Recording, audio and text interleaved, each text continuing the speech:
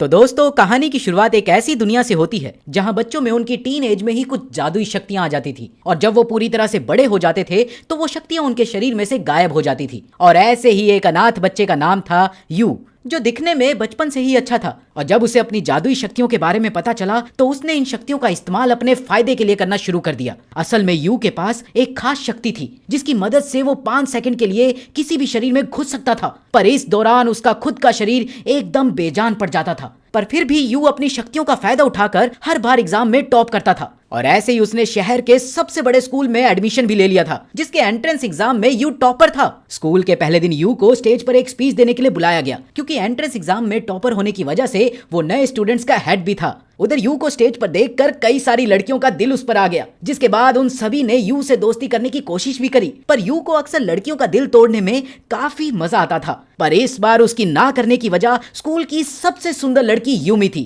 जो यू को बहुत ज्यादा पसंद थी, और वो पहले दिन से ही यूमी से बात करने की कोशिश भी कर रहा था। और आखिरकार एक दिन उसने यूमी और उसकी दोस्त मिचेल का पीछा करने का फैसला किया। यू इस बार भी अपनी शक्तियों का इस्तेमाल करना चाहता था, इसलिए वो सबसे पहले मिचेल के शरीर में घुसा और अपनी पूरी रफ्तार से यूमी से दूर भाग गया। जिसके बाद वो पास ही में जा रहे एक ट्रक ड्राइवर के अंदर गया और उसने ट्रक को यूमी की तरफ घुमा दिया। पर ट्रक के यूमी तक पहुंचने से पहले ही यू ने वापस अपने शरीर में जाकर यूमी को बचा लिया। ये इसके बाद यूमी ने उसकी जान बचाने के लिए यू को धन्यवाद किया, थैंक यू, और साथ ही में उसने उसे उनके साथ पास ही में एक मौजूद रेस्टोरेंट में चलने को भी कहा। यू इसके लिए पहले तो तैयार नहीं था, पर जब मिचेल ने उन दोनों को अकेले समय बिताने को कहा तो यू तुरंत ही इसके लिए तैयार हो गया। आखिर यार, अकेले लड़की के साथ समय बिताने के लिए कौन तैयार नहीं होगा। इसके बाद वो दोनों उस रेस्टोरेंट में चले गए, जहां यूमी ने उसे पूछा कि क्या वो स्कूल के बाद उससे मिलना चाहेगा। ये सुनते ही लड्डू तो जरूर फूटा होगा, जिसके लिए यू पहले से ही तैयार बैठा था। अगले दिन उसे यूमी का मैसेज भी आया, जिसमें उसने उसे स्कूल के बाद मिलने के लिए भी बुलाया था। पर तभी यू को स्टूडेंट काउंसिल में बुला लिया गया, जहां पहुंचकर स्टूडेंट प्रेसिडेंट ने उसे बताया कि उसे एक बार फिर से एंट्रेंस एग्जाम देना पड़ेगा, क्योंकि उसके ऊपर एग्जाम में चीटिंग करने का आरोप लगा था। साथ ही प्रेसिडेंट ने उसे बताया कि अगर वो ये टेस्ट नहीं देता या फिर उसके इस टेस्ट में 90% से कम आए तो उसे स्कूल से निकाल दिया जाएगा। कहानी में ट्विस्ट। ये सुनकर यू के पास टेस्ट देने के अलावा और कोई चारा नहीं था। टेस्ट शुरू होने पर यू को एक भी जवाब नहीं आता था, इसलिए उसने अपनी शक्तियों का इस्तेमाल करने का फैसला किया। पर जैसे ही वो प्रेसिडेंट के शरीर में पहुंचा तो उसने देखा कि प्रेसिडेंट के हाथ में आंसर शीट की बजाय एक मैगजीन थी। ये देखकर यू को बहुत गुस्सा आया और उसने उस मैगजीन के टुकड़े टुकड़े कर दिए। जब यू वापस अपने शरीर में आया तो उधर प्रेसिडेंट को यह समझ नहीं आ रहा था कि आखिरकार उसने मैगजीन को क्यों फाड़ दिया भाई। पर तभी अचानक से यू के सामने एक लड़की आई, जिसके हाथ में एक कैमरा भी था, और उसके मुताबिक उसका नाम नाओ था, और वो एक स्टार ओशियन एकेडमी नाम के स्कूल की स्टूडेंट भी थी और साथ ही साथ उसकी प्रेसिडेंट भी थी। नाव के मुताबिक यू ने हर बार अपनी शक्तियों का इस्तेमाल करके चीटिंग करी थी, और अपनी बात को साबित करने के लिए नाव के पास बहुत सारे सबूत भी थे। पर यू इतनी जल्दी हार मानने वालों में से नहीं था, इसलिए उसने बहाना बनाया कि उसे एक खास किस्म की बीमारी थी जिसमें वो अचानक से बेहोश हो जाता था। लेकिन नाव भी भाई चालाक तो थी। उसने उसके सामने उसकी मेडिकल रिपोर्ट्स रखते हुए उसे याद दिलाया कि ऐसी किसी भी बीमारी का जिक्र उसकी मेडिकल रिपोर्ट्स में नहीं था। ये सुनते ही यू काफी घबरा गया और उसने पूरी रफ्तार से स्कूल से भागना शुरू कर दिया। और जहां रास्ते में उसकी टक्कर चश्मे पहने हुए एक लड़के से हुई। अरे भाई, चश्मा पहना हुआ फिर भी दिखाई नहीं देता। असल में वो चश्मा पहना हुआ लड़का न्यू का ही साथी था, पर यू उसे नजरअंदाज करते हुए भागता रहा, और स्कूल से बाहर निकलते ही यू के पीछे धमाके होने लग गए।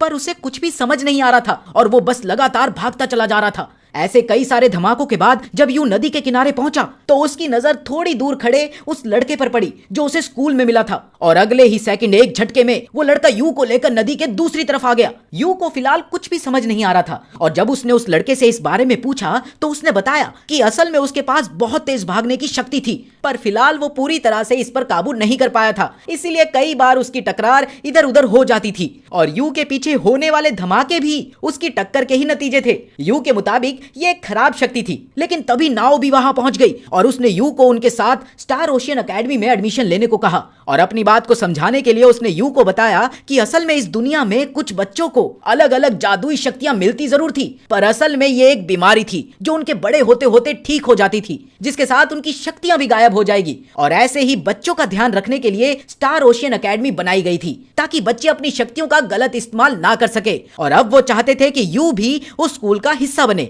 यू को उसकी बात पर काफी गुस्सा आया, पर जैसे ही उसने नाव पर हमला करने की कोशिश करी तो नाव ने खुद को गायब करके यू को पीट दिया। नाव की यह ताकत देखकर यू को लग रहा था कि शायद उसके पास गायब होने की शक्ति थी, जिस पर जाजीरो ने उसे बताया कि नाव की शक्ति की खास बात यह थी कि वो सिर्फ अपने दुश्मनों को दिखाई नहीं देती थी, वहीं दूसरी तरफ बाकी सारे लोग उसे देख सकते थे। वहां से जाने से पहले नाव ने यू को बताया कि वो स्कूल में आने के बाद उनके साथ स्टूडेंट काउंसिल में भी काम करेगा, क्योंकि उनके मुताबिक यू की शक्तियों का इस्तेमाल लोगों की भलाई के लिए किया जा सकता था। शाम को जब यू अपने घर पहुंचा तो उसकी बहन ओमी ने उसे बताया कि उन दोनों को स्टार ओशियन एकेडमी की तरफ से स्कॉलरशिप मिली थी और स्कॉलरशिप मिलते ही उनके अंकल ने उन्हें जल्द ही उस स्कूल में भेजने का फैसला किया था। ओमी बहुत ज्यादा खुश थी और उसने अपनी इस खुशी को मनाने के लिए एग राइस बनाए थे, जिसमें उसने पिज्जा सॉस और केचप का भी इस्तेमाल किया था। असल में उनकी माँ ठीक इसी तरह से एग राइस बनाकर उन्हें खिलाया करती थी और इसीलिए अपने माँ को याद करते हुए ओमी को यह बनाना काफी पसंद था। पर यू अभी भी अपनी माँ से नाराज था, क्योंकि वो अपने तलाक के बाद उन दोनों को उनके अंकल के पास छोड़कर चली गई थी और सिर्फ इसीलिए उसे अपने परिवार के बारे में बात करना बिल्कुल पसंद नहीं था। पर वहीं दूसरी तरफ ओमी को लगता था कि उनके परिवार में उनके अलावा भी कोई और था जिसे वो भूल चुके थे। पर यू के मुताबिक वो सिर्फ एक सपने को अपनी असल जिंदगी के साथ जोड़ रही थी। अगले दिन उन दोनों को स्टार ओशियन एकेडमी ने उनका नया कमरा दिया, जिसे देखकर ओमी तो बहुत ज्यादा खुश थी। और उसी शाम नाओ और जाजीरो भी उनकी मदद करने के लिए आए, जहां नाओ ने अपनी शक्तियां दिखाकर ओमी से काफी अच्छी दोस्ती भी कर ली थी। दिन ढल चुका था और रात के खाने के समय अचानक यू को भी ऐसा लगने लग गया जैसे उसका कोई और भाई बहन भी है, लेकिन फिर भी उसने इस बात को नजरअंदाज कर दिया। अगली सुबह यू अपने स्कूल के पहले दिन के लिए तैयार हुआ, पर जाने से पहले ओमी ने उसके हाथ में टिफिन बॉक्स पकड़ा दिया, जिसमें उसके बचपन के मनपसंद एग राइस थे, जो अब उसे बिल्कुल भी पसंद नहीं थे। स्कूल पहुंचकर यू की मुलाकात नाओ और जाजीरो से हुई। यू को स्कूल के सभी बच्चों की शक्तियों के बारे में जानने की बहुत दिलचस्पी थी, जिस पर जाजीरो ने उसे बताया कि फिलहाल कुछ बच्चों की शक्तियां अभी उनके पास नहीं आई थी और वहीं कुछ बच्चों के अंदर शक्तियों के अलग अलग संकेत दिखना शुरू हो गए थे। इसके बाद नाओ ने उसे बताया कि कुछ साल पहले तक जैसे ही किसी बच्चे में शक्तियां दिखाई देती थी तो उसे लैब में अलग अलग टेस्ट करने के लिए कैद कर लिया जाता था, जिसे बंद करने के लिए एक खास आदमी ने स्कूल को शुरू किया था। पर यू का मानना था कि ये टेस्ट कोई इतने भी बुरे नहीं होते होंगे, जिस पर नाओ ने उसे बताया कि उसके बड़े भाई को भी ऐसे ही टेस्ट के लिए कैद किया गया था। इसके बाद नाओ ने उसे बताया कि अब स्टूडेंट काउंसिल का हिस्सा होने की वजह से उनका काम था दुनिया में जाकर ऐसे बच्चों को ढूंढना और उन्हें स्कूल का हिस्सा बनाना, और साथ ही यू को इस काम के लिए पैसे भी मिलने वाले थे, जिससे वो अपनी बहन का ख्याल भी रख सकता था। ये सुनते ही यू इस काम के लिए बिल्कुल तैयार हो गया। इसके बाद यू अपनी क्लास में गया, जहाँ उसका प्लान पिछले स्कूल की तरह कूल बनने का था, पर वहां जाते ही उसकी नजर नाओ और जाजीरो पर पड़ी, जो उसकी क्लास में ही थे।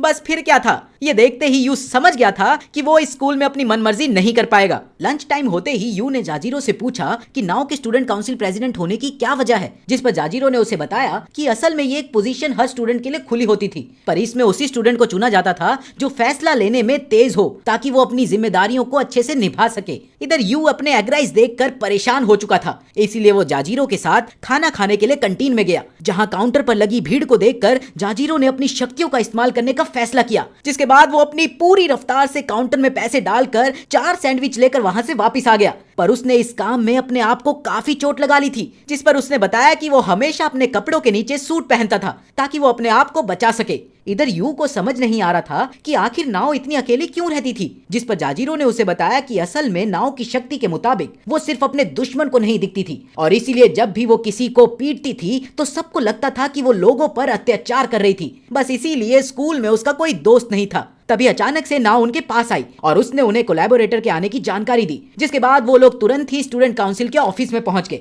जहां यू की नजर टेबल पर पड़े शहर के मैप पर पड़ी। तभी एक गीले बाल वाला आदमी उस कमरे में आया और उसने मैप पर उंगली रखकर उन्हें बताया कि इस बार उनकी लोकेशन एम्बर हाई स्कूल थी और इस बच्चे के पास फोटोग्राफी की शक्ति थी। अपनी बात खत्म करके वो आदमी बिना कुछ कहे उस कमरे से बाहर चला गया। ये कैसी बात हुई भाई? यू को कुछ भी समझ नहीं आ रहा था, इसलिए नाओ ने उसे बताया कि वो आदमी उनका कोलैबोरेटर था, जो उन्हें बच्चों को ढूंढकर उनकी शक्तियां पहचानने में मदद करता था। इसके बाद वो लोग अपनी क्लास छोड़कर सीधा एम्बर हाई स्कूल पहुंच गए, जहां उन्होंने सभी बच्चों से पूछताछ करना शुरू कर दिया। और थोड़ी ही देर बाद नाओ भागते हुए यू के पास आई और उसने उसे बताया कि उन्हें एक लड़के पर शक हो रहा था और अब वो चाहती थी कि यू उस लड़के के शरीर में जाकर उसका बैग चेक करे। इसके बाद वो लोग भागते हुए उस लड़के के पास पहुंचे, जो अपने बैग को छुपाकर वहां से भागने की कोशिश कर रहा था। तभी यू ने तुरंत ही उसके शरीर में जाकर उसका बैग खाली कर दिया और जैसे ही 5 सेकंड पूरे हुए तो जाजीरो ने पूरी रफ्तार से आकर उस लड़के को धक्का दे दिया, जिसके बाद नाओ उसके बैग के सामान को खंगालने लग गई और खंगालने के बाद उसके बैग में कुछ तस्वीरें मिली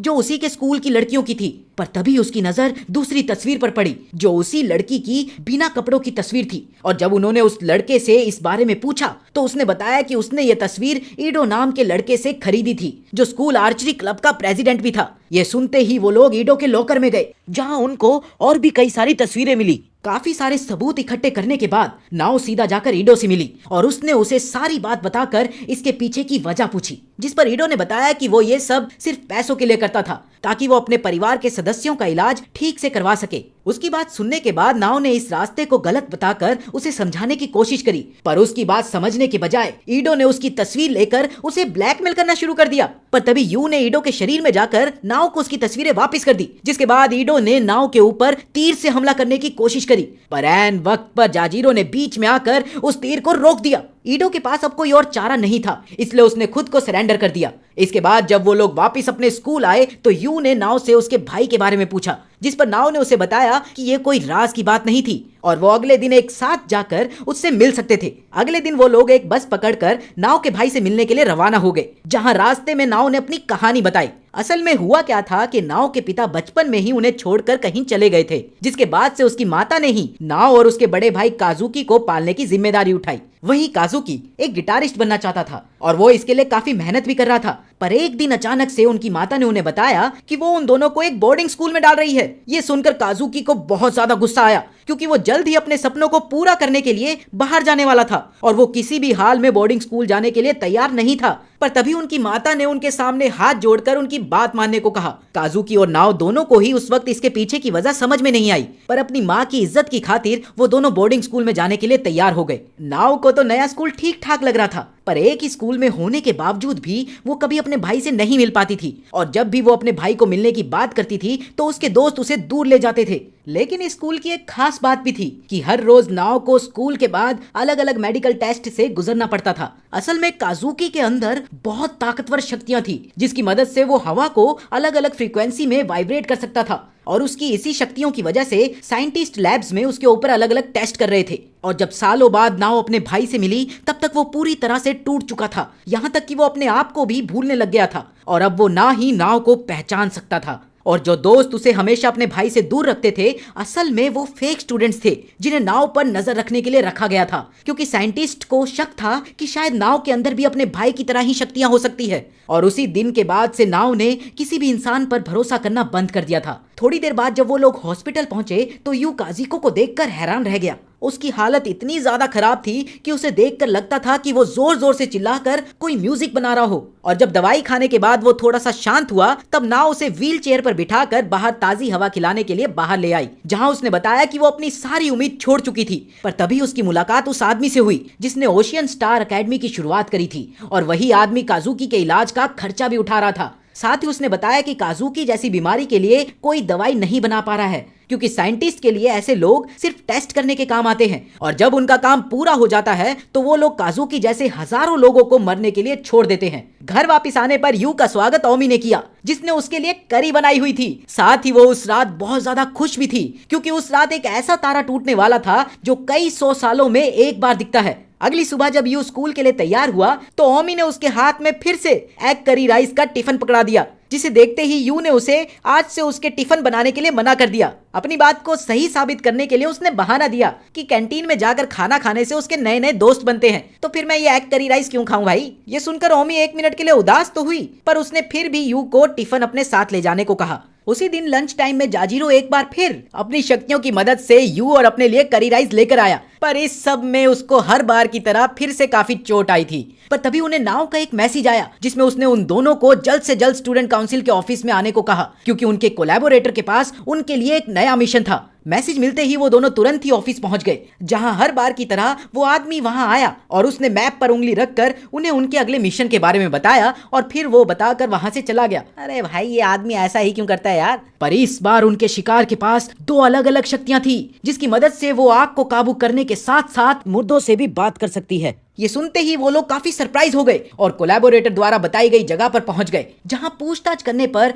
उन्हें पता चला कि एक आदमी टीवी स्टार उषा का पीछा कर रहा था। उषा का नाम सुनते ही यू को याद आता है कि उसकी बहन ओमी उसकी बहुत ही बड़ी फैन थी, और वहीं दूसरी तरफ उषा का नाम सुनकर जाजीरो भी बहुत ज्यादा खुश हो गया। असल में जाजीरो उषा का बहुत बड़ा फैन था और वो उसे हर जगह फॉलो भी किया करता था। साथ ही उसका मानना था कि उन्हें उषा की कंपनी से बात करके उससे मिलना चाहिए, पर नाओ ये बात अच्छे से जानती थी कि कोई भी कंपनी उन्हें उषा से नहीं मिलने देगी, और इसीलिए उसने आसपास में ढूंढना शुरू कर दिया। और तभी उसकी नजर पास ही में से गुजर रहे एक आदमी पर पड़ी। पर जैसे ही नाव उस आदमी के पास पहुंची तो वो आदमी नाव को बहुत जोर से मुक्का मारकर वहां से भागने लग गया। ये देखते ही यू ने उस आदमी के अंदर जाकर जाजीरो को उसे मारने का मौका दिया, जिसमें उस आदमी को बहुत ज्यादा चोट आई। इसके बाद नाव उसके पास पहुंची और उसने उस आदमी के सामने एक शर्त रखी, जिसके मुताबिक उस आदमी को पहले उन्हें उषा के बारे में बताना होगा और उसके बाद ही वो लोग उसके लिए एक एम्बुलेंस बुलाएंगे। जिस पर उस आदमी ने उन्हें बताया कि वो उषा का पीछा सिर्फ ट्योबा टीवी के कहने पर कर रहा था। ये सुनकर नाव ने तुरंत ही एक एम्बुलेंस बुलाकर उस आदमी को हॉस्पिटल भेज दिया।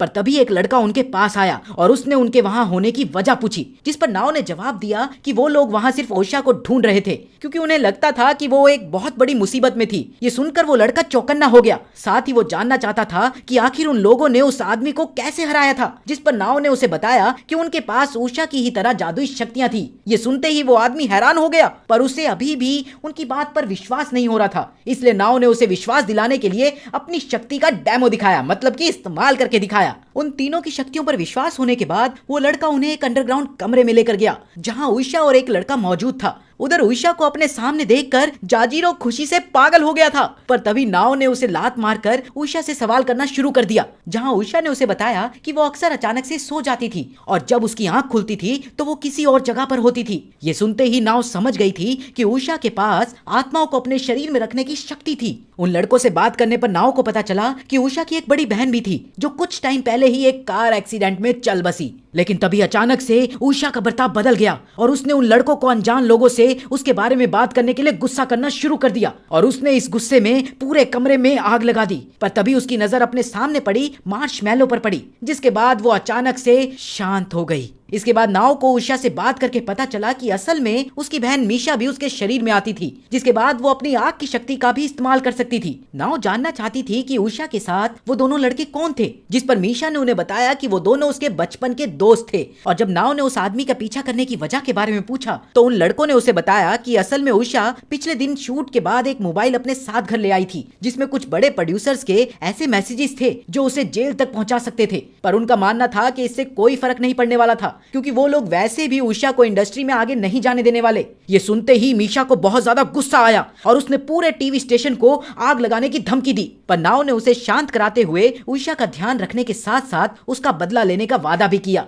जिसके बाद उसने मीशा के दोनों दोस्तों को फायर प्रूफ कपड़े पहनाने को कहा। इसके बाद उन्होंने उस प्रोड्यूसर को फोन करके मिलने के लिए बुलाया। पर जब वो उषा से मिलने के लिए आया तो उसने उसे डराना शुरू कर दिया और तभी उषा के अंदर मीशा की आत्मा आ गई और उसने एक ही बारी में 2 बॉडीगार्ड्स को आग लगा दी, जिसके बाद उसने एक बॉडीगार्ड के पैर में चाकू घुसा दिया और फिर उसने एक बॉडीगार्ड को उठाकर कोने में फेंक दिया। सब बॉडीगार्ड्स को हराने के बाद वो प्रोड्यूसर के पास आई और उसने दूर से ही प्रोड्यूसर को पीटना शुरू कर दिया। ये सब देखकर वो प्रोड्यूसर बहुत ज्यादा डर गया था। तभी मीशा ने उससे उसका फोन वापस करते हुए उषा के करियर से दूर रहने को कहा। इधर वो प्रोड्यूसर इतना ज्यादा डर गया था कि वो अपना फोन मिलते ही वहां से भाग गया। असल में नाव ने 2 बॉडीगार्ड्स की वजह मीशा के दोस्तों को फायर प्रूफ जैकेट पहनाकर भेज दिया था और दूसरी तरफ यू ने गार्ड के अंदर जाकर चाकू मारा था और जिसके बाद जाजीरो ने मीशा के इशारे पर आखिरी गार्ड को फेंका था। और जब मीशा प्रोड्यूसर के पास आई तो नाव ने अपनी शक्ति का इस्तेमाल करते हुए उसे पीटा था। उषा का बदला लेने के बाद नाव ने मीशा के सामने उसकी बहन को ओशियन स्टार एकेडमी में एडमिशन लेने की बात कही। साथ ही उसने बताया कि जब एक बार उषा की शक्तियां चली जाएगी तो वो कभी वापस अपनी बहन के शरीर में नहीं आ पाएगी। मीशा को इस चीज से कोई दिक्कत नहीं थी, पर हाँ उसके दोस्त को इस चीज से बहुत ज्यादा परेशानी थी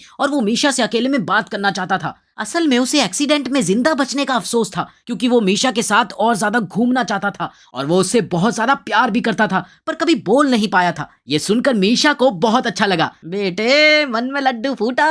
पर उसने अपने दोस्त को जिंदगी में आगे बढ़ने को कहा, जिसके बाद उषा ने आखिरकार स्टार ओशियन का हिस्सा बनने का फैसला किया। वापिस घर जाकर यू का स्वागत हर बार की तरह उसकी बहन ओमी ने किया, जो उसका खाना खाने के लिए इंतजार कर रही थी। थोड़ी देर बाद यू ने उसे बताया कि वो आज उषा से मिला था, जिसे सुनते ही ओमी की आंखों में चमक आ गई। और जब यू ने उसे बताया कि वो उनके स्कूल में ही आने वाली थी, तो ये बात सुनकर ओमी उससे मिलने के लिए और ज्यादा उतावली हो गई। अगली सुबह स्कूल जाने से पहले ओमी ने यू के लिए टोस्ट बनाए थे, जिसके ऊपर उसने अपनी खानदानी पिज्जा सॉस भी डाली हुई थी। किसी तरह से उन टोस्ट को खत्म करके यू स्कूल चला गया, जहां उसकी मुलाकात जाजीरो से हुई। पूरे स्कूल में उषा के आने की बात फैल गई थी और सभी लड़के उसे देखने के लिए भाई बेचैन थे। थोड़ी देर बाद ही उनकी क्लास टीचर उषा को लेकर आए, जिसे देखते ही सबने शोर मचाना शुरू कर दिया। और देखते ही देखते वो क्लासरूम एक डांस पार्टी बन गया था।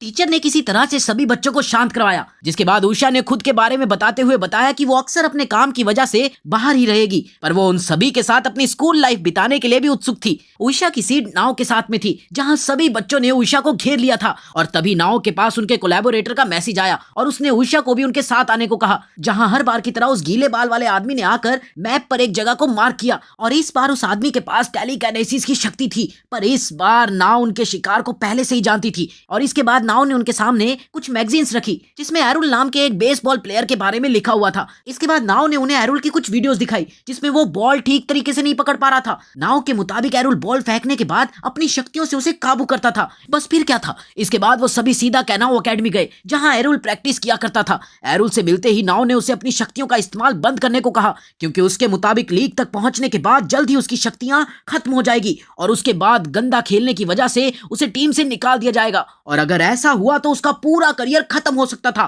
फिनिश। एरुल को उनकी बात पर भरोसा नहीं था, इसलिए नाव ने उसे अपनी शक्तियां दिखाई और तभी मीशा ने वहां आकर उसे आग जलाकर दिखाई। यू ने किसी तरह से मीशा को शांत करने की कोशिश करी, शांत शांत शांत, और इससे गुस्सा होकर मीशा ने जमीन पर थूक दिया, आथू, जिसे जाजीरो बड़ी गौर से देखने लग गया। पर तभी उसे एहसास हुआ कि ये मीशा ने थूका था या उषा ने। तभी नाव ने एरुल को स्टार ओशियन एकेडमी के साथ एक मैच के लिए चैलेंज किया, जिसकी शर्त थी कि अगर स्टार ओशियन जीत गई तो एरुल अपनी कभी शक्तियों का इस्तेमाल नहीं करेगा, और अगर एरुल की टीम जीत गई तो नाव कभी भी उसे वापस परेशान नहीं करेगी। बस ये सुनते ही एरुल तुरंत ही इसके लिए तैयार हो गया, जिसके बाद उन्होंने अगले संडे मिलने का फैसला किया। वापिस जाते वक्त यू ये जानना चाहता था कि क्या उनके पास कोई ऐसा खिलाड़ी था जो एरुल की शक्तियों का मुकाबला कर सके, जिस पर नाव ने उसे बताया कि वो लोग खुद भी टीम में खेलेंगे ताकि वो यू की शक्ति का इस्तेमाल कर सके। और फिर आया वो दिन। अगले संडे मैच शुरू होते ही दोनों टीमों ने पूरी ताकत से खेलना शुरू कर दिया। शुरुआत में तो दोनों टीम्स बराबरी पर थी, पर जल्द ही एरुल ने अपनी शक्तियों का इस्तेमाल करना शुरू कर दिया। ये देखकर नाव को बहुत गुस्सा आया और उसने अपनी ही टीम के पिचर पर चिल्लाना शुरू कर दिया,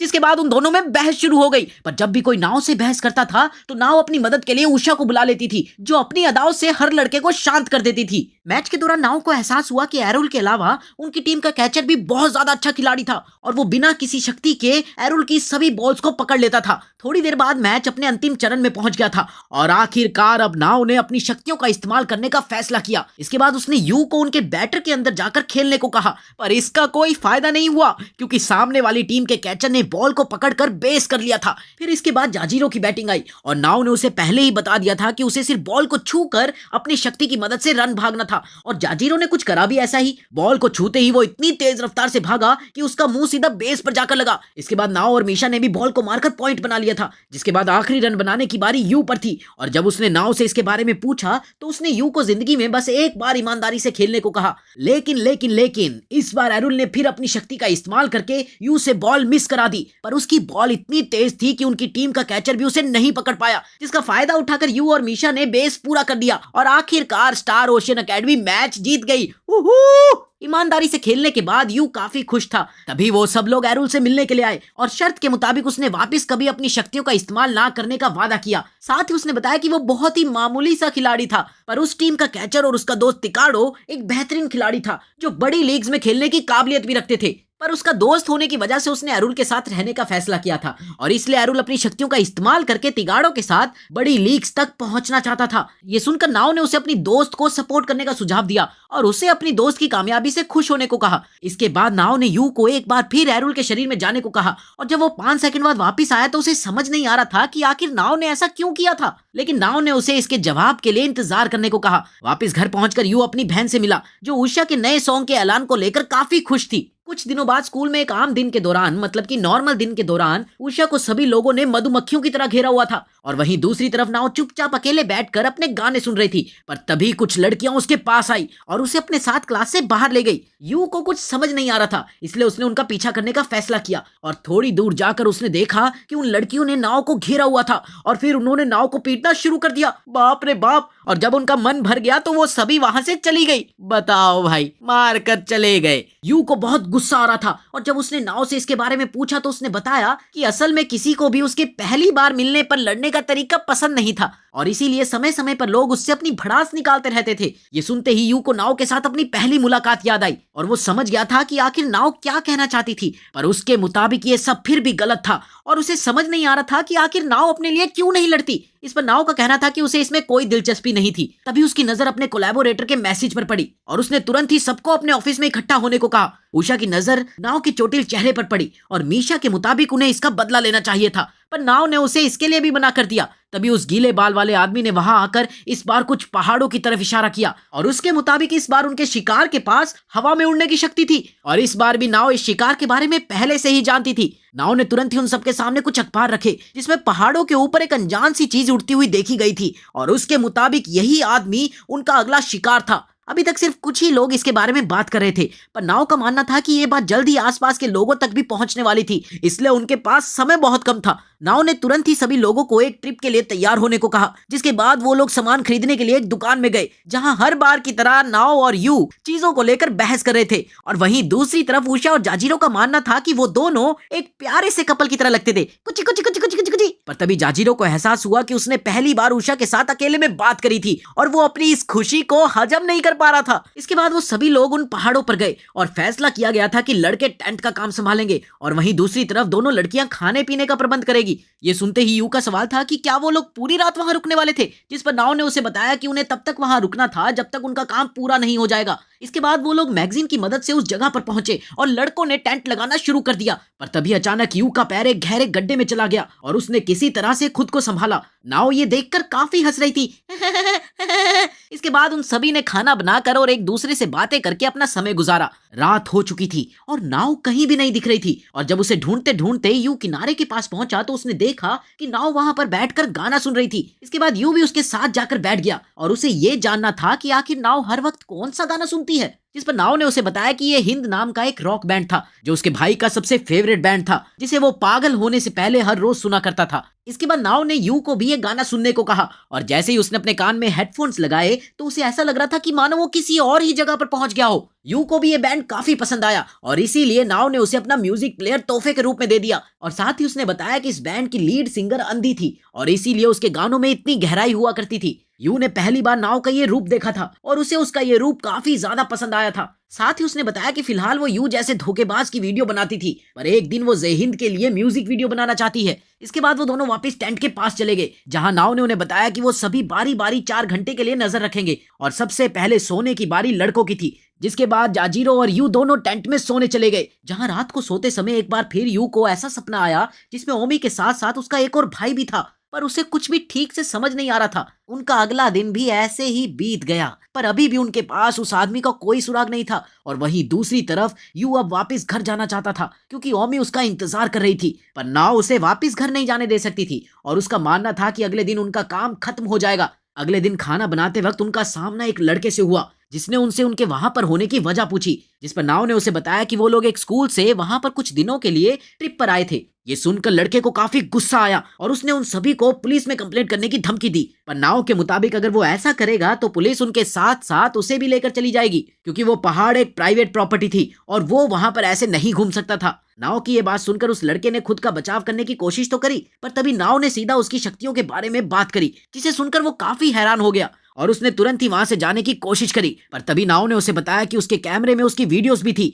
और साथ ही वो जानती थी कि वो यहाँ आकर अपनी प्रैक्टिस करता था ताकि उसके ऊपर किसी की नजर ना पड़े। ये सुनते ही वो लड़का काफी घबरा गया और उसने तुरंत ही छलांग लगाकर नाव से कैमरा छीनने की कोशिश करी, पर तभी वो सीधा उसी गड्ढे में गिर गया जिसमें यू का पैर फिसला था। असल में नाव ने उस गड्ढे को ढककर ये जाल बनाया था। गड्ढे में गिरने की वजह से वो अपनी शक्तियों का इस्तेमाल करने पर मजबूर हो गया और बाहर आते ही उसने नाव पर हमला कर दिया। इधर नाओ और वो लड़का आपस में लड़ रहे थे और उधर यू लगातार जाजीरो को कुछ करने को कह रहा था, पर जाजीरो के मुताबिक वो अभी कुछ नहीं कर सकता था क्योंकि नाओ उस लड़के के काफी करीब थी। और जैसे ही कैमरा उस लड़के के हाथ में आया तो वो अपनी शक्ति का इस्तेमाल करके हवा में उड़ गया। तभी यू ने अपनी शक्ति का इस्तेमाल किया और जब उसकी आंख खुली तो वो आसमान में था। यू जानता था कि अगर वो सीधा नीचे गिरा तो वो जिंदा नहीं बचेगा, इसलिए उसने किसी तरह से उस लड़के की शक्ति का इस्तेमाल करके अपनी रफ्तार कम कर दी। और जब 5 सेकंड के बाद उस लड़के की आंख खुली तो वो कुछ मामूली चोटों के साथ जमीन पर लेटा हुआ था। तभी नाव ने उसे समझाया कि एक दिन उसकी ये शक्तियां खत्म हो जाएगी और हो सकता था कि ये शक्तियां तब खत्म हो जब वो ऐसे ही आसमान में उड़ रहा हो। साथ ही ऐसा करके वो खुद को साइंटिस्ट की नजर में ला रहा था जो उसका फायदा उठाने के लिए पहले से ही तैयार बैठे थे।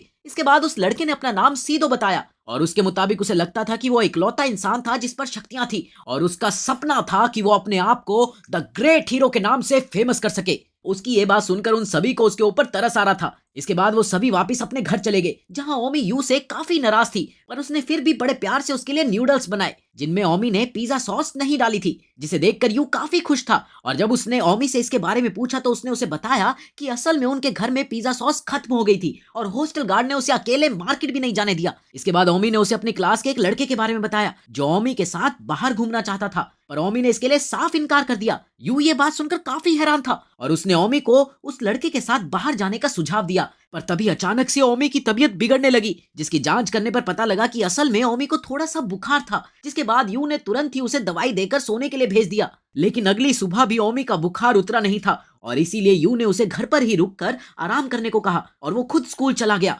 जहां कोलैबोरेटर ने उन्हें बताया कि इस बार उनका शिकार उन्हीं के हॉस्टल्स में था और उसके पास कोलैप्स नाम की एक खतरनाक शक्ति थी। उनमें से किसी को भी इस शक्ति के बारे में कुछ नहीं पता था और वही नाव को समझ नहीं आ रहा था कि आखिर उनका शिकार स्कूल की बजाय हॉस्टल में क्या कर रहा था। पर उसके मुताबिक ये कोई ऐसा स्टूडेंट हो सकता था जिसकी तबीयत थोड़ी सी खराब हो और उसकी ये बात सुनते ही यू के चेहरे का रंग उड़ गया जिसे नाव ने बड़ी आसानी से पकड़ लिया। जिसके बाद सवाल करने पर यू ने उसे अपनी बहन ओमी के बारे में बताया। नाव के मुताबिक अक्सर भाई बहनों के अंदर अलग अलग समय पर शक्तियां आ सकती थी और इसीलिए उन्हें जाकर ओमी से मिलना चाहिए था, पर यू का मानना था कि जाजीरो से मिलकर ओमी घबरा सकती थी और इसीलिए नाव ने जाजीरो को शीशे के पास जाकर बाहर खड़े जिराफ को देखने को कहा और जैसे ही वो शीशे के पास पहुंचा तो नाव ने पीछे से लात मारकर उसे नीचे गिरा दिया। जिसके बाद उसने जाजीरो के लिए एक एम्बुलेंस बुलाकर उसे हॉस्पिटल भेज दिया। ये सब देखकर उषा और यू दोनों ही काफी हैरान थे। इसके बाद वो सभी यू के घर की तरफ निकल गए जहां रास्ते में यू ने उन्हें एक साथ डिनर करने का सुझाव दिया।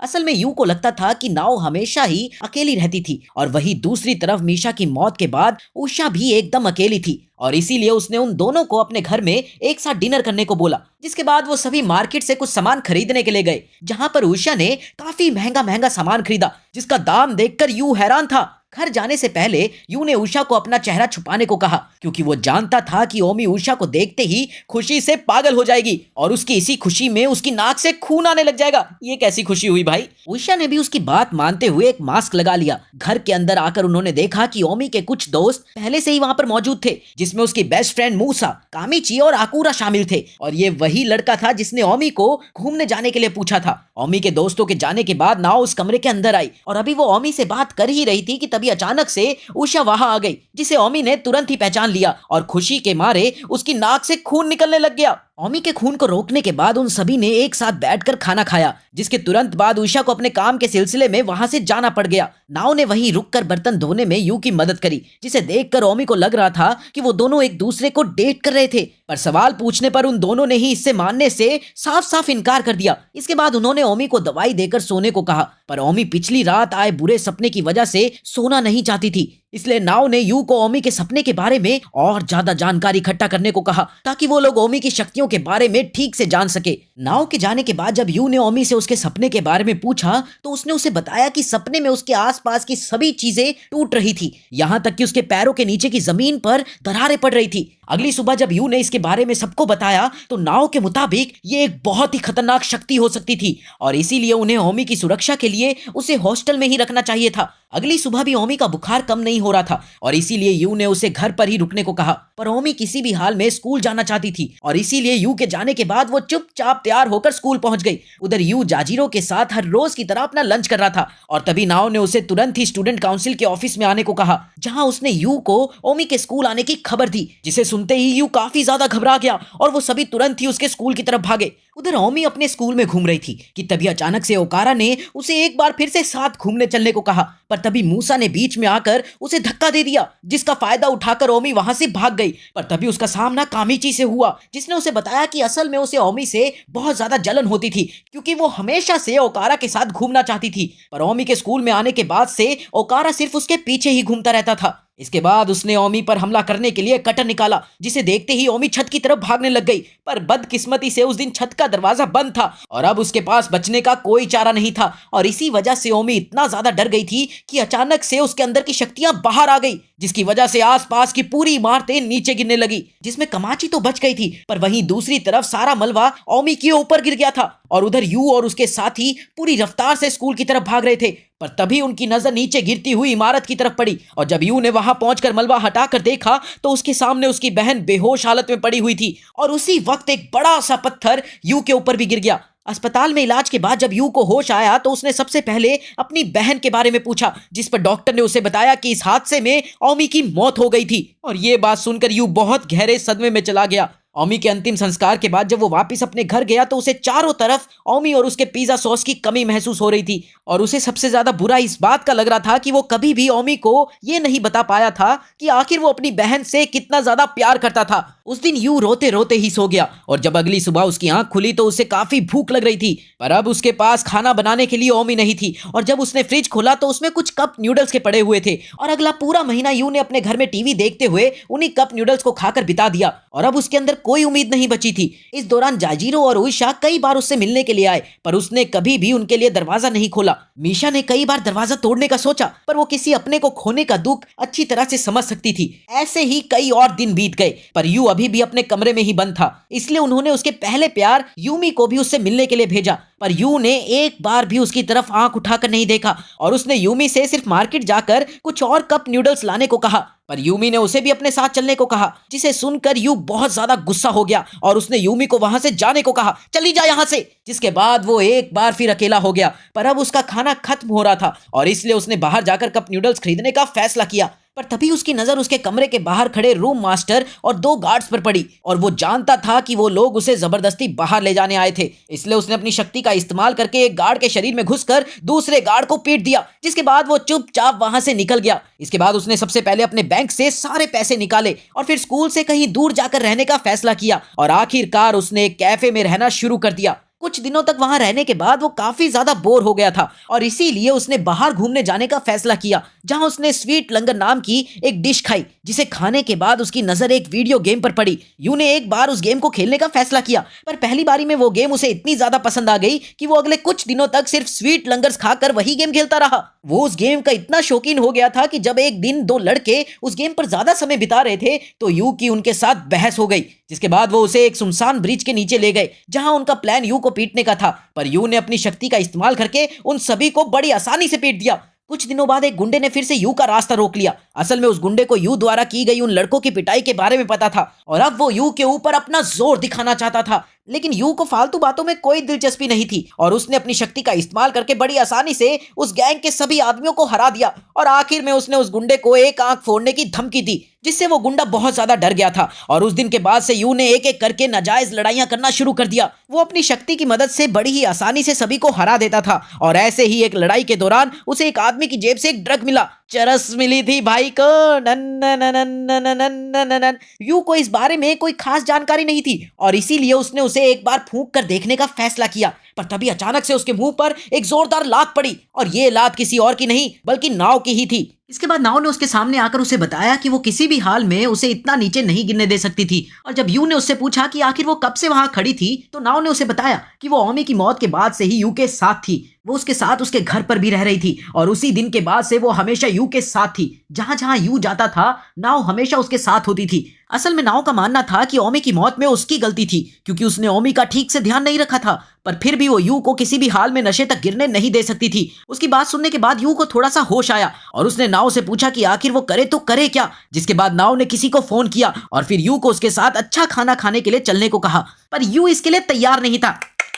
इसलिए नाव ने उसके सामने एक शर्त रखी जिसके मुताबिक यू को उसके साथ चलकर सिर्फ एक बाइट खाना खाना था, जिसके बाद नाव कभी वापस उसे परेशान नहीं करेगी। आखिरकार यू तैयार हो गया, जिसके बाद वो लोग जाजीरो के घर गए जो उस रात के लिए बिल्कुल खाली था। नाव ने यू को थोड़ी देर आराम करने के लिए कहा और वो खुद किचन में चली गई। थोड़ी देर बाद जब यू की आंख खुली तो उसकी आंखों के सामने वही पिज्जा सॉस वाले एग राइस थे, जिसे खाते ही यू को एहसास हुआ कि ये ठीक उसकी माँ के हाथ जैसे स्वाद कर रहे थे। जिस पर नाव ने उसे बताया कि उसने ओमी की डायरी से उसकी माँ की रेसिपी ली थी, जिसका मतलब ये था कि ओमी हमेशा से यू के लिए उसकी माँ जैसे एग राइस बनाना चाहती थी। उसकी ये बात सुनते ही यू को उस आखिरी टिफिन की याद आ गई और वो फिर से रोने लग गया। वो जानता था कि ये वो आखिरी एग राइस थे जो उसकी बहन ने बनाए थे और इसलिए वो रोते रोते पूरी प्लेट खा गया। खाना खत्म करने के बाद यू ने नाव से पूछा कि आखिर वो अब आगे क्या करे, जिस पर नाव ने जवाब दिया कि उसे वापस अब स्कूल आना शुरू करना चाहिए। पर यू ने उसे याद दिलाया कि उसकी शर्त के मुताबिक वो अब नहीं मिल सकते थे, जिस पर नाव ने उसे बताया कि शर्त एक बाइट की लगी थी, पर यू ने तो पूरी प्लेट खत्म कर दी थी, जिसका मतलब था कि वो नाव से दूर नहीं होना चाहता था। जिसके बाद उसने नाव का धन्यवाद करते हुए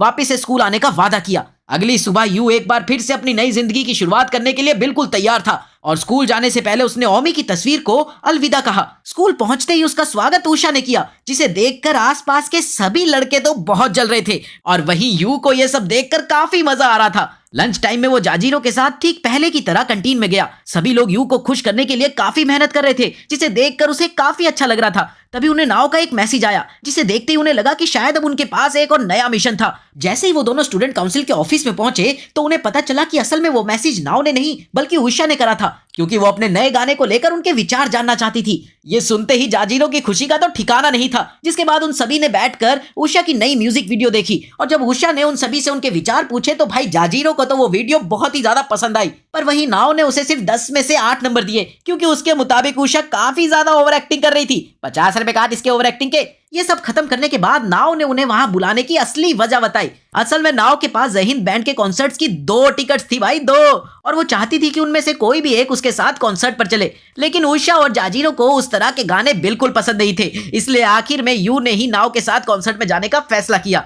उस शाम वापस घर जाते वक्त उसकी मुलाकात लाल बाल वाली एक अंधी लड़की से हुई और जैसे ही वो कुछ बोलती हुई उसके पास से गुजरी तो यू को तुरंत ही नाव द्वारा सुनाया गया वो गाना याद आया। जैसे ही यू ने उस लड़की से पूछा कि क्या वो वही जय हिंद बैंड की फेमस सिंगर थी, तो उस लड़की ने उसकी बात का जवाब देने की बजाय उससे मधुयानी नाम की एक खास डिश खिलाने की रिक्वेस्ट करी। कुछ सेकंड तक सोचने के बाद यू इसके लिए तैयार हो गया, जिसके बाद वो उस लड़की को एक रेस्टोरेंट में लेके गया जहां उसने अपने लिए भी एक मधुयानी ऑर्डर कर दी। पर इस सब के बीच उसे ओमी को फोन करके बताने की याद आ रही थी, जिस वजह से वो काफी उदास हो गया और उसकी ये उदासी उस लड़की ने बड़ी ही आसानी से पकड़ ली और उसने तुरंत ही यू को बताया कि वो वही फेमस सिंगर शैला शीन थी और साथ ही उसने यू से उसकी उदासी की वजह भी पूछी। इसके बाद वो लोग एक पार्क में गए जहां यू ने उसे ओमी की मौत की पूरी कहानी सुनाई, जिसे सुनकर शैला का मानना था कि किसी खास इंसान ने यू को इस सदमे से बाहर आने में मदद करी होगी। और उसकी ये बात सुनकर यू के दिमाग में सिर्फ नाव का नाम आ रहा था और तभी उसे उसके भाई काजुकी के बारे में याद आया और उसने शैला से एक एहसान मांगा। इसके बाद उसने शैला को काजुकी के बारे में बताया और वो चाहता था कि एक बार अस्पताल में जाकर वो उससे मिले, जिसके लिए वो बड़ी आसानी से तैयार हो गई।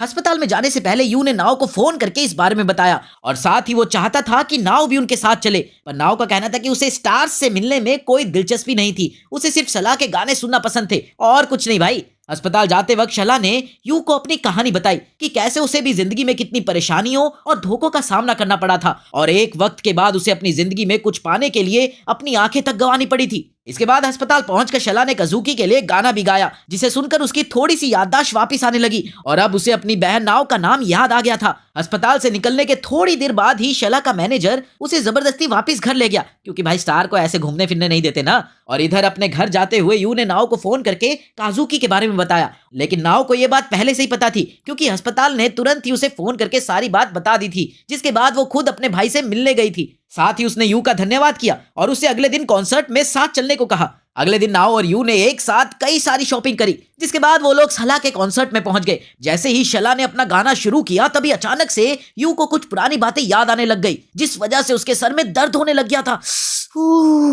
और तभी शैला ने अपना एक नया गाना गाया और इत्तेफाक से यू को पहले से इसके बारे में पता था और अब उसके दिमाग में एक साथ इतनी सारी चीजें घूम रही थी कि वो वहीं पर बेहोश हो गया। बेहोश होने के बाद यू के सामने अपनी एक अलग जिंदगी की यादें चल रही थी, जहां वो कई सारे लोगों के साथ एक साइंटिस्ट रिसर्च लैब में था और उन सभी लोगों के पास उसी की तरह अलग अलग शक्तियां थी। वहां पर यू शला का ही गाना सुन रहा था और वहीं दूसरी तरफ ओमी भी थी जो अपनी फेवरेट सिंगर उषा का गाना सुन रही थी। इसके बाद वो दोनों खाना खाने के लिए गए, जहां यू का कहना था कि पावर इंक्रीजिंग मेडिसिन की वजह से उन्हें सब कुछ फीका ही लगने वाला था, पर फिर भी ओमी का मानना था कि करी किसी भी खाने का स्वाद बढ़ा सकती थी और वो चाहती थी कि काश उनका बड़ा भाई शेंजू भी उनके साथ खाना खा पाता। जिस पर यू ने उसे बताया कि असल में उनके भाई के पास बहुत ही ज्यादा ताकतवर शक्तियां थी, इसलिए साइंटिस्ट ने उसे एक खास कमरे में कैद किया हुआ था। असल में शेंजू के पास वक्त में पीछे जाने की शक्तियां थी। खाना खाते वक्त यू के ठीक पीछे एक लंबे बाल वाला लड़का बैठा हुआ था जिसका नाम था कुमागामी, जो शेंजू का बेस्ट फ्रेंड भी था और इसलिए शेंजू उसे प्यार से पू बुलाता था।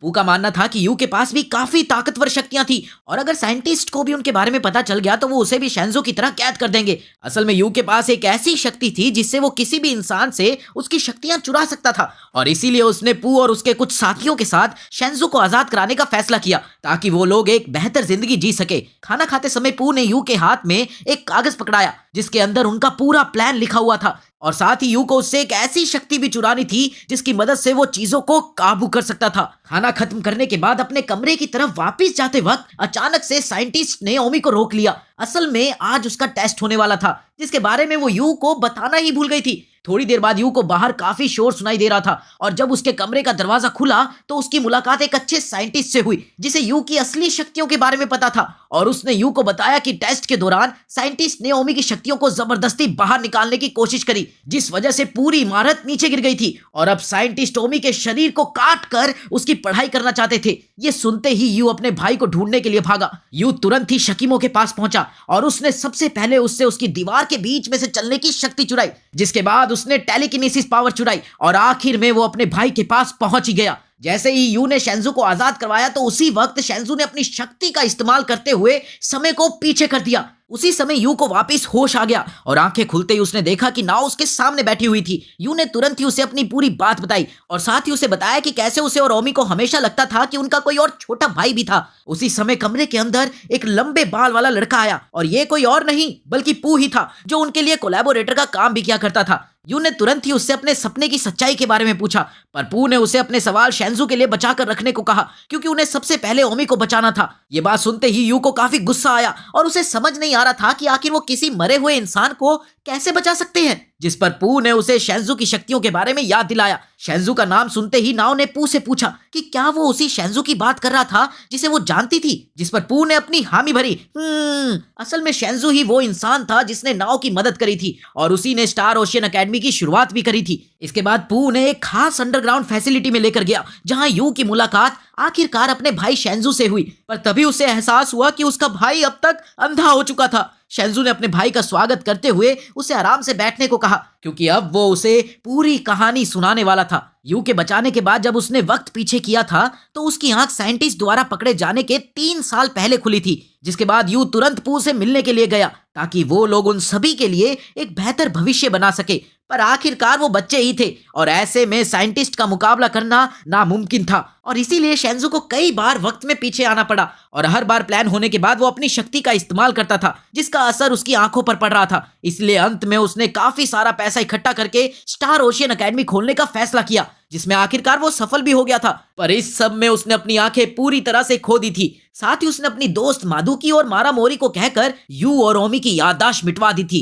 ताकि वो अपने प्लान पर आराम से काम कर सके और वही वो दोनों भी अपनी जिंदगी शांति से जी सके। और अब उसने यू को अपने पास इसलिए बुलाया था ताकि वो उसकी शक्ति चुराए और समय में पीछे जाकर ओमी को बचा सके और साथ ही यू को समय में पीछे जाकर शेंजू को सब कुछ बताना था ताकि वो उसी हिसाब से आगे का प्लान बना सके। इसके बाद यू ने नाव से पूछा कि क्या उसे इस सब के बारे में पता था, जिस पर नाव ने जवाब देते हुए उसे बताया कि असल में उसे सब कुछ पहले से ही पता था, पर जब वो उससे पहली बार मिली थी तो उस वक्त यू अपनी असली शक्तियों के बारे में नहीं जानता था और वो असल में कुमा की ही शक्तियों का इस्तेमाल कर रहा था। जिसके बाद उन सभी ने इस राज को राज ही रखने का फैसला किया। इसके बाद यू शेंजू की शक्तियां लेकर उस रात में पहुंच गया जहां ओमी को पहली बार बुखार आया था और अगले दिन वो ठीक उसी तरह स्कूल में गया जहां कोलैबोरेटर ने उन्हें उनका मिशन बताया। पर इस बार यू ने पहले ही नाव को ओमी की हालत के बारे में बता दिया और साथ ही उसने उषा और नाव को अपने घर डिनर पर बुलाया, जिसके बाद सब कुछ ठीक पहले की तरह हो गया। पर नाव के जाने से पहले यू ने उसे सब कुछ सच बता दिया और साथ ही उसने नाव को भविष्य में उसकी मदद करने के लिए धन्यवाद भी कहा।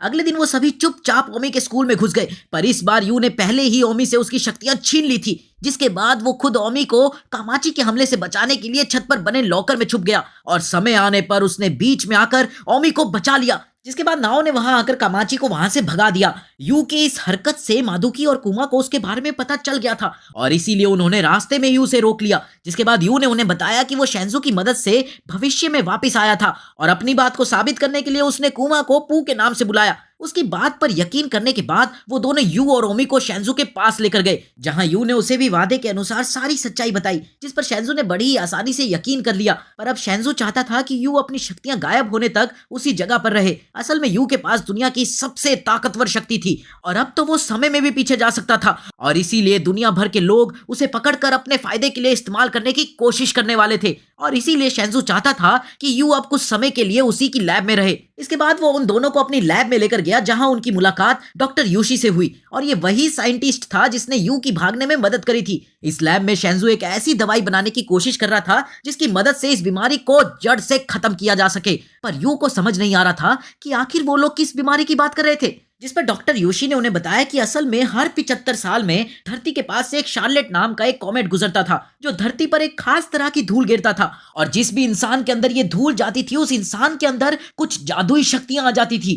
पर 400 साल पहले ये कॉमेट धरती के काफी पास से गुजरा था, जिस वजह से पूरी धरती पर कई सारे लोगों के अंदर ये धूल चली गई थी और उस समय पर इन लोगों को विचिस कहा जाता था। बस इसीलिए वो लोग एक ऐसी दवाई बना रहे थे जिसकी मदद से इन शक्तियों को आगे बढ़ने से रोका जा सके। डॉक्टर योशी की बात सुनने के बाद यू अपनी बहन के साथ उस लैब में रुकने के लिए तैयार हो गया, जिसके बाद शेंजू ने उन्हें बताया कि वो अब अपने पुराने दोस्तों से नहीं मिल पाएंगे और इसीलिए शेंजू ने अपने बचपन के दोस्तों को यू और ओमी से दोस्ती करने को कहा। इसके बाद वो सभी ओमी और यू के साथ कुछ गेम्स खेलने लग गए, पर तभी क्यूमा ने उन्हें बताया कि उन्हें एक और शिकार के बारे में पता चला था और इसीलिए उसे वापस स्टूडेंट काउंसिल में जाना पड़ेगा। तभी उसने यू को बताया कि असल में वो उससे छुपने के लिए शेंजू के कहने पर अपने बालों को गीला करता था और अब जब यू को सब कुछ पता चल ही गया था तो उसे अपने बालों को दोबारा गीला करने की कोई जरूरत नहीं थी। इसके बाद क्यूमा ने हर बार की तरह स्टूडेंट काउंसिल जाने के लिए अपने ड्राइवर फारूकी को स्कूल चलने को कहा, लेकिन इस बार फारूकी ने एक अलग रास्ता पकड़ लिया, जिसके बाद क्यूमा को उसके ऊपर शक होने लगा। जिसके बाद फारूकी ने उसे अपने परिवार के बारे में बताया। असल में शेंजू ने एक रूल बनाया था जिसके मुताबिक उनकी टीम में कोई भी परिवार वाला आदमी काम नहीं कर सकता था, क्योंकि ऐसे आदमी को अपने काबू में करना सबसे आसान होता था। लेकिन फारूकी फिर भी उनकी मदद करना चाहता था और इसीलिए उसने परिवार की बात को छुपाया था।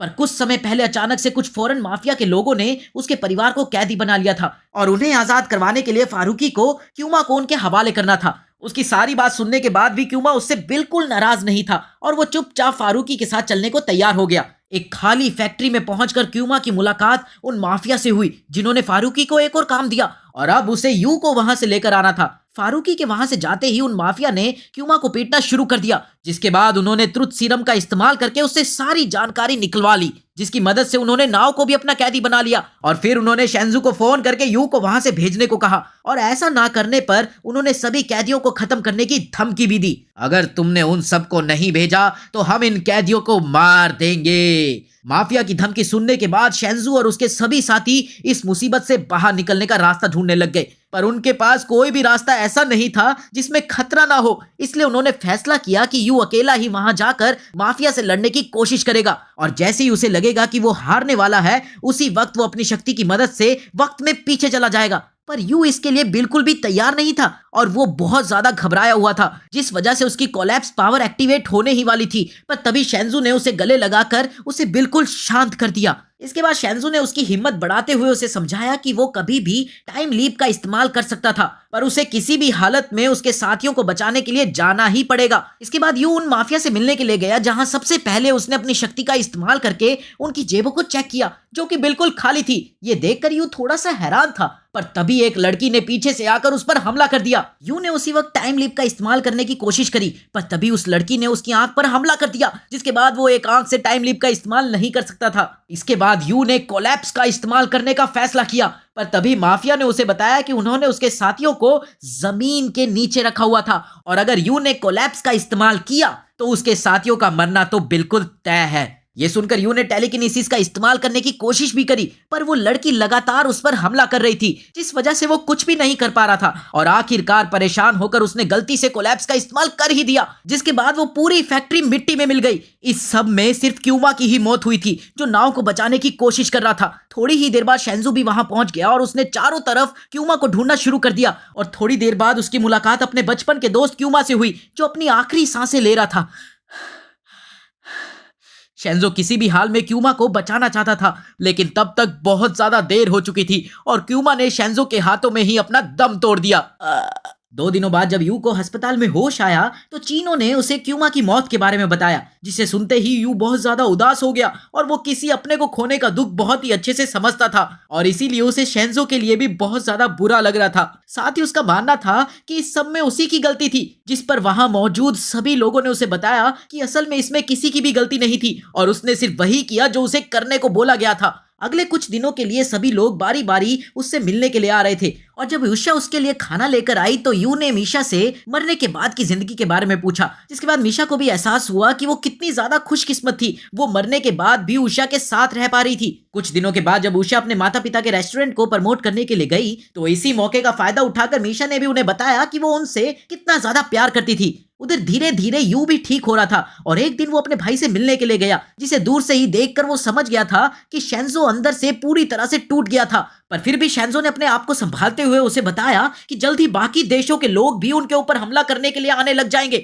ये सुनकर यू चुपचाप वापस अपने कमरे में आ गया, जहां नाव पहले से ही बैठी हुई थी। और जब उसने नाव को आने वाले हमलों के बारे में बताया तो नाव ने उसे एक आइडिया दिया, जिसके मुताबिक वो अपनी शक्ति की मदद से सभी लोगों की शक्तियां चुरा सकता था, जिसके बाद दुनिया में किसी के पास भी शक्तियां नहीं रहेगी। पर इसके लिए उसे पूरी दुनिया में घूम घूम कर लोगों से शक्तियां छीननी पड़ेगी और यह भी हो सकता था कि इतनी सारी शक्तियां छीनने के बाद शायद वो खुद ही ठीक न रह पाए। यू ने थोड़ी देर तक इस बारे में सोचने के बाद इस प्लान पर काम करने का फैसला किया और वो ये काम नाव के लिए करना चाहता था। और इसके बाद उसने नाव के सामने अपने प्यार का इजहार किया और साथ ही उसने बताया कि जब से नाव ने उसकी मदद करी थी तब से ही वो उसे काफी ज्यादा पसंद करने लग गया था। पर नाव का कहना था कि उसने उसकी मदद सिर्फ इसलिए करी होगी क्योंकि वो खुद को उसकी हालत के लिए जिम्मेदार समझती होगी। साथ ही उसने यू को इस आइडिया पर काम करने के लिए मना लिया क्योंकि इसमें बहुत ज्यादा खतरा था, पर यू फिर भी ये करना चाहता था ताकि नाव को भी उससे प्यार हो जाए। जिसके बाद नाव ने उससे वादा किया कि वो उसका इंतजार करेगी और अगर वो इस प्लान में कामयाब हो गया तो वो पक्का उससे प्यार करने लगेगी। और इस प्लान की शुरुआत करने के लिए नाव ने सबसे पहले यू को उससे ही शुरुआत करने को कहा, जिसके बाद यू ने उसकी शक्तियां छीनकर अपनी प्लान की शुरुआत करी। इसके बाद यू ने शेंजू को अपने प्लान के बारे में बताया, जिसके बाद उन सभी ने यह फैसला किया कि बाकी देशों में यू काम करेगा और वहीं वो लोग जापान के अंदर इस प्लान पर काम करेंगे। प्लान के मुताबिक यू अपनी पैकिंग में लग गया और ठीक जाने से पहले नाव ने उसे एक ट्रांसलेशन की बुक तोहफे में दी। इसके बाद उसके सफर की शुरुआत सिंगापुर में हुई, जहां उसने कुछ पैसे देकर सभी जादूगरों की एक लिस्ट निकलवाई। जिसके बाद उसने एक एक करके सभी लोगों से उनकी शक्तियां छीनना शुरू कर दिया और फिर गया वो फिलीपींस, जहां उसे एक लड़के से ऐसी शक्तियां मिली जिसकी मदद से वो आसपास उन सभी लोगों को ढूंढ सकता था जिनके पास शक्तियां थी। और इसी शक्ति की मदद से यू ने काफी तेज रफ्तार से लोगों की शक्तियां छीनना शुरू कर दिया। यू एक के बाद एक देश में जाकर लोगों से शक्तियां छीन रहा था और इसीलिए अब न्यूज में भी उसके चर्चे होने लगे थे, जहां उसे वन आई रीपर का नाम दिया गया था। जैसे जैसे वो देश बदल रहा था उसके पास अलग अलग शक्तियां आ रही थी, जैसे वो किसी भी भाषा को अपने दिमाग में ट्रांसलेट कर सकता था। साथ ही अब उसे सोने की भी कोई जरूरत नहीं थी। अलग अलग देशों में लोगों की शक्तियां छीन कर जब वो इंडिया वापस आया तो उसका सामना एंटी ग्रीम रीपर नाम के एक ग्रुप से हुआ, जिसने उनका स्वागत बंदूकों से किया। पर यू ने अपनी शक्तियों का इस्तेमाल करके उन्हें बड़ी आसानी से हरा दिया। पेरू में उसकी मुलाकात एक लड़की से हुई जो अपनी शक्ति की मदद से लोगों की चोट ठीक कर रही थी, लेकिन यू को फिर भी उसकी शक्ति को छीनना पड़ा। क्यूबा में उसे पहली बार एहसास हुआ कि उसके अंदर कई सारी शक्तियां एक साथ मौजूद थी, जिस वजह से उसे काफी परेशानी हो रही थी और इसी परेशानी की वजह से उसने कोलैप्स का इस्तेमाल कर दिया। लेकिन यू फिर भी अपने आप को संभालते हुए आगे बढ़ रहा था। सऊदी अरेबिया में उसने दवाई की मदद से सोने की कोशिश करी, पर जब उसकी आंख खुली तो वो किसी और ही जगह पर था और न्यूज देखकर उसे पता चला कि सोते हुए भी वो लोगों की शक्तियां छीन रहा था, जिस बीच उसने काफी तबाही मचाई थी और इसीलिए उसने दोबारा फिर कभी ना सोने का फैसला किया। वो इतना ज्यादा थक चुका था कि जब इटली में उसके ऊपर हमला हुआ तो वो वहीं पर बैठकर ये सोच रहा था कि आखिर वो वहां पर कर क्या रहा था और वो दुनिया में क्यों घूम रहा था। पर तभी उसकी नजर उस ट्रांसलेशन बुक पर पड़ी जो नाव ने उसे गिफ्ट करी थी। पर अब तक वो नाव को भी भूल चुका था और कोशिश करने पर भी उसका चेहरा उसे याद नहीं आ रहा था। लेकिन फिर भी उसे हमेशा लगता था कि ये इंसान जरूर कोई खास होगा और इसीलिए वो उस ट्रांसलेशन बुक से हिम्मत लेकर अपने मिशन पर आगे बढ़ता गया। 1 साल तक लगातार दुनिया में घूम घूम कर उसने हजारों शक्तियां छीन ली थी और अब तो वो अपने आप को भी भूलने लग गया था। पर फिर भी वो हमेशा उस किताब को देखकर आगे बढ़ता रहता और आखिरकार इतनी सारी मुसीबतों के बाद यू ने दुनिया के आखिरी आदमी से भी उसकी शक्ति छीन ली थी, जिसके बाद वो जमीन पर बेहोश हो गया। पर तभी शेंजो अपने भाई को बचाने के लिए वहां पहुंच गया, जिसके बाद यू को तुरंत ही अस्पताल में दाखिल करवा दिया गया। और जब उसे होश आया तो नाव उसके सामने बैठी हुई थी, पर वो नाव को भी पहचान नहीं पा रहा था। और जब उसने नाव से उसके बारे में पूछा तो वो तुरंत ही समझ गई थी कि इतने बड़े सफर में लाखों शक्तियां छीनने के बाद यू उसे पूरी तरह से भूल चुका था। पर उसने फिर भी अपने वादे को पूरा करते हुए उसे बताया कि वो उसकी गर्लफ्रेंड है और उसी ने उसे वो ट्रांसलेशन बुक दी थी। ये सुनते ही यू ने उसे बताया कि मिशन के दौरान जब भी वो हार मानने वाला होता था तो वो उस ट्रांसलेशन बुक को ही देखकर अपनी हिम्मत दोबारा इकट्ठी करता था। इसके बाद नाव ने उसका धन्यवाद किया और फिर उसे बाहर बाकी दोस्तों से मिलवाने ले गई। ऐसे और मजेदार एनिमे सुनने के लिए हमारे चैनल को सब्सक्राइब कर लो।